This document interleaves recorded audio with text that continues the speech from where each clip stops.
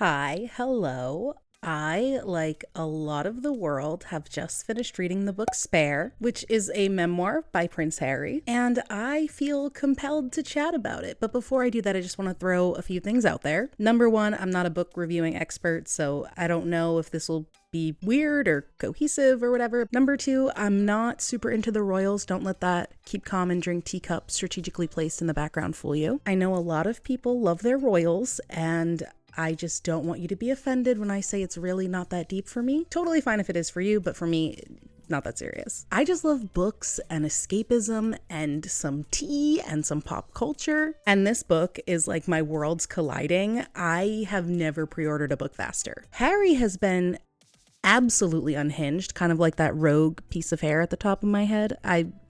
My hair controls me. I do not control it. But yeah, he's kind of like on one, and I'm here for it. I don't know exactly what his end goal is or Meghan's end goal is. I read this book hoping to get answers to that, and I was left with more questions. I do know that this is a very new book, so I'm just gonna throw this out there. This is spoiler light. There will be little tidbits that I share, nothing crazy major, not in my opinion anyway. My first thought about this book was I should not be reading this. It feels at times like Harry is talking about something completely normal, but because he's Prince Harry, it's some completely insane information to learn and makes it way less normal. So Harry is in middle school, or the British equivalent of middle school, and it's a very fancy boarding school, very bougie. And at this boarding school, they had these female caretakers, sort of the mothers away from home, and they were referred to as matrons. These matrons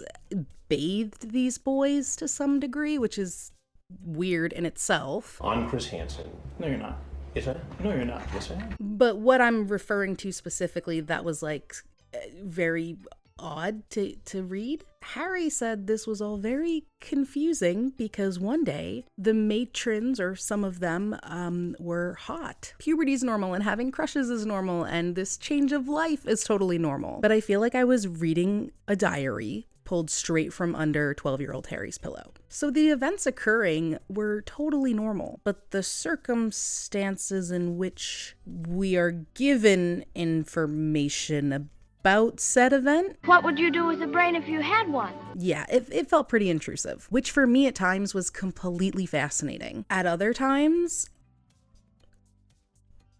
Harry, my guy, I don't need to know about you and your brother's circumcisions or lack thereof. I need to know, like, there's an editor, obviously. This is a very big project. I have to imagine that there are tons of big, brainy business individuals involved picking this book apart until it's perfect. But then again, the fact that this piece of information even made it past you know what, never mind. I just thought it was cringe. But then at other times, the crazy intimate details that he gives are amazing. Like the image of Harry teaching his Gan how to mock Ali G. Hear me now, both selector, swallow back, holla, big up yourself, everything Irie, coming at you like Cleopatra, coming the back of the bus, recognize, represent, keep it real, diggity check yourself before you wreck yourself, swallow back. Booyakasha.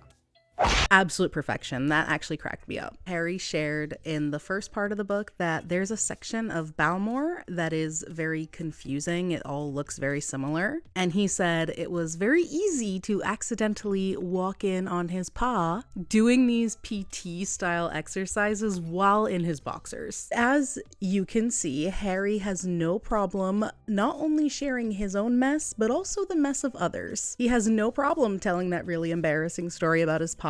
Not in the slightest. And this is a pattern throughout the book. Harry also shares that when he went to high school, he went to school with his brother, and William was like, buzz off, you don't know me. And anyone with a sibling totally gets this.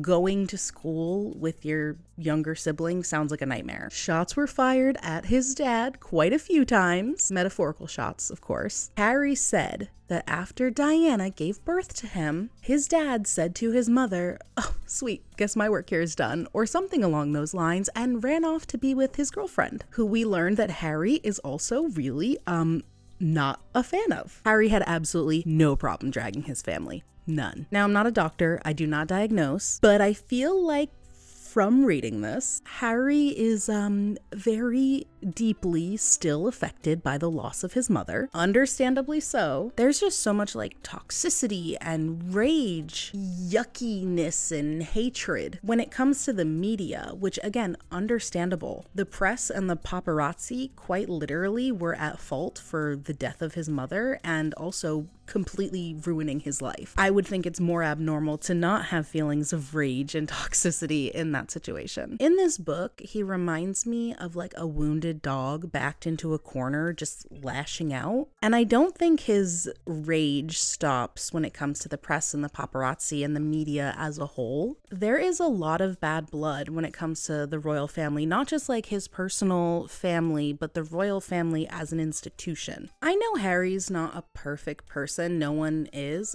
but my biggest gripe was these memories that may not have been memories, but those memories of not being memories may not be a memory at all. Don't nobody understand the words that are coming out of your mouth, man. Yeah, hard to follow, I know. He was like, oh, I misremembered things. I had a lot of memory issues at this time, which again, totally normal. But then he kind of goes on to explain what he thinks he remembers, and then he's like, but you know what? My memory could have been great, and I'm just misremembering the fact that I was misremembering.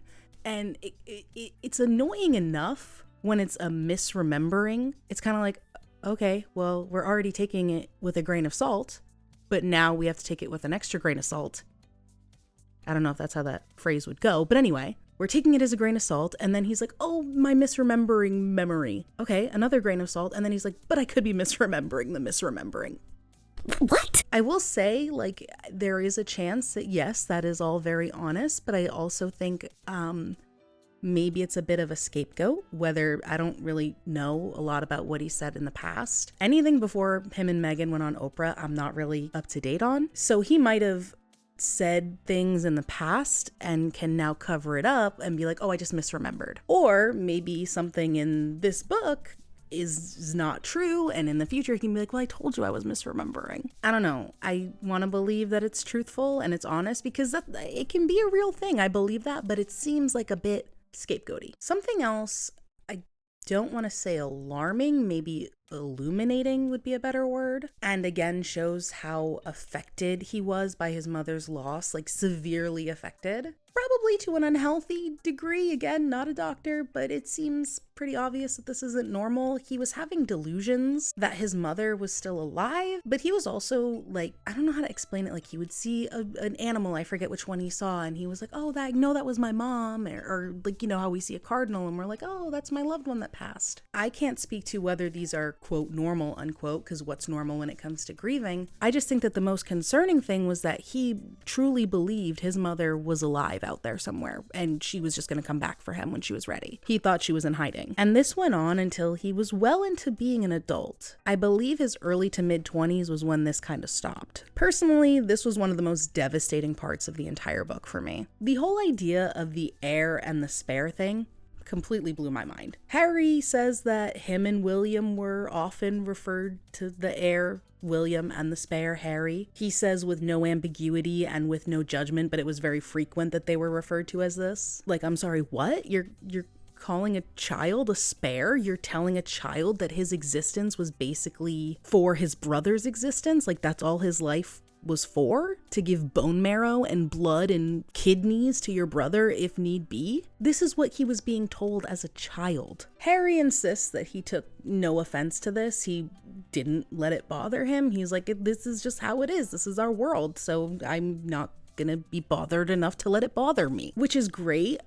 I don't think that is how psychology works, but okay. I hope it didn't affect him or bother him. I really hope so. But after reading this book, I don't know. Harry does seem like he has a lot of deflecting moments. This isn't something I judge him for. I'm a big believer in humans are the gray area. Deflecting is kind of a part of human nature. It sucks, but you know, everyone kind of sucks a little bit. That's my motto. One thing that is super annoying is when people are like, oh, this is biased. This is so biased. I'm like, yeah, no shit. It's his memoir. You think he's gonna be siding with the media? No, no, we don't do that. If we're hurt and we're trying to tell our story, we're telling our story. Of course it's biased. It's like a fact. It shouldn't be something like, well, it's biased. I don't want to read that. It's not a negative. It just is. It's one-sided because it's Harry's memoir. We're getting Harry's story. It's Harry's truth. You can believe it or not believe it. No one's saying you have to. But to throw around the whole, well, it's biased thing as a critique, it's a little weird. You should probably look for another category of literature if you are looking for unbiased takes. Now, what I will say is that I do believe Harry could have done a lot more self-evaluating. That is evident, but we could all use a little bit more self-evaluation. I did appreciate that this was in 3 separate parts, because for me, at least, it really did feel like 3 separate books. The first part was really tragic, and it talks a lot about his mom loving her and losing her. The second part revolved around his time in the military, which, pause. I'm sure everybody, even if like you haven't even seen this book on shelves, probably knows this story by now. But Harry compared a particular group that shouldn't be poked. He compared their lives to chess pieces when it came to war, and that particular group kind of responded, and let me tell you something. It rhymes with Azkaban. No, it doesn't. Look it up if you don't know what it is. But this is a particular group that should not be messed with. This part shouldn't have even been included in the book. Again, I don't know how this made it past a rough draft. And to stray just a little bit off of the book, I remember, I think it was in the new show they just put out, like that docuseries, their head of security shared that this was the biggest job he had ever done. Like, he had protected everybody. And Harry and Meghan and their family was the most complicated to do, the biggest challenge. And it just seems like a really bad move to put this out there, this statement that he made out there, because like your family is now in so much more danger when that was already a major concern for you. Like, what a stupid thing to do. I understand telling your truth, and I understand, like, again, a first draft, maybe a second draft, but then somebody's got to come through and be like, hey, you know, probably not a great idea. This is probably an issue. Like, don't you have some of the best security teams? Like, don't you have some of the greatest minds working with you? Obviously, it's not Harry's fault that this particular group is awful and scary, but you gotta be a little bit smarter than that. Like, you're a prince. You served in the military. You understand how dangerous this group is. That just blew my mind. I was like, what did you just say? It's not funny. But the fact that the group, the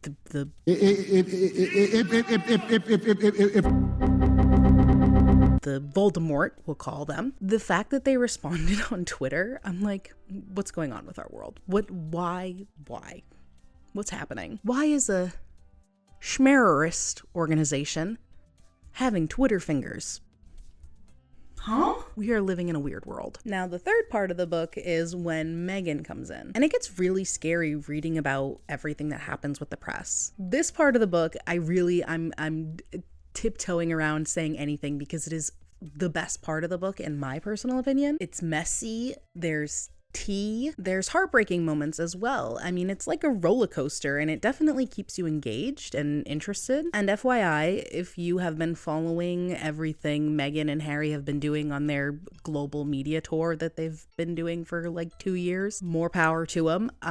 If you feel like you've heard everything, you haven't. This book definitely shares some repeats, some greatest hits, but it also shares some new stuff as well. Some new juice, some new tea. Overall, I'd give Spare by Prince Harry 4 stars because it was so fascinating. It's not perfect. Have I read better written books? Yeah. The writing does feel super inconsistent. There are like super descriptive parts, like beautiful descriptive parts. And then it's just like kind of clinical. I don't even know if that's the best way to put it, but it's all very inconsistent. But I think that has to do with ghostwriters. I'm sure ghostwriters came in and, you know, cleaned up what they could where they could. So I'm sure that's why, but it was super entertaining, so I didn't mind. I knew with Spare that I was going to get a look behind the curtain of Prince Harry's life. What I was not expecting was to slide that curtain open and see Harry's uncircumcised penis. Ask me about my wiener! And really toxic sibling drama that I know the circumstances don't allow, but should really be handled at like the dinner table or an email. A passive aggressive email would have sufficed. A lot was dragged center stage that I was not ready for, that I was completely shocked by, but that also made it very fascinating, even if it felt super intimate and like, okay, this drama's getting like, 2000s VH1 reality show level insane, so like, let's tone it down. But yeah, that's my overall look at Spare by Prince Harry. If you like book content, I did a 2-part series comparing the book Blonde that was actually recently made into a Netflix film. I compared the book to the actual real life events of Marilyn Monroe because the book and the film and a lot of things that people believe to be like common knowledge about Marilyn Monroe are actually very fictitious. So it's a comparison from the book to her real life, and it, also has a crazy deep dive as well when I do talk about her life. So if that interests you, I'll leave a card and link it in the description. I'm also very excited about a new memoir from Pamela Anderson coming out very soon. I pre-ordered that as well. And she also has a documentary that's coming out on Netflix. So I don't know. Maybe I'll make another video about that if it's juicy enough. I have a feeling it will be. That's going to wrap it up for me. Keep calm. Drink tea. Keep your family drama at the dinner table and off of Facebook. Are you making a guest appearance, Ragnar? If you want attention, you have to come and get it. He loves attention, but he wants to be picked up and cuddled, and I am not going to pick him up. I'm teaching him that he has to come to me sometimes. It's hard being you, I know.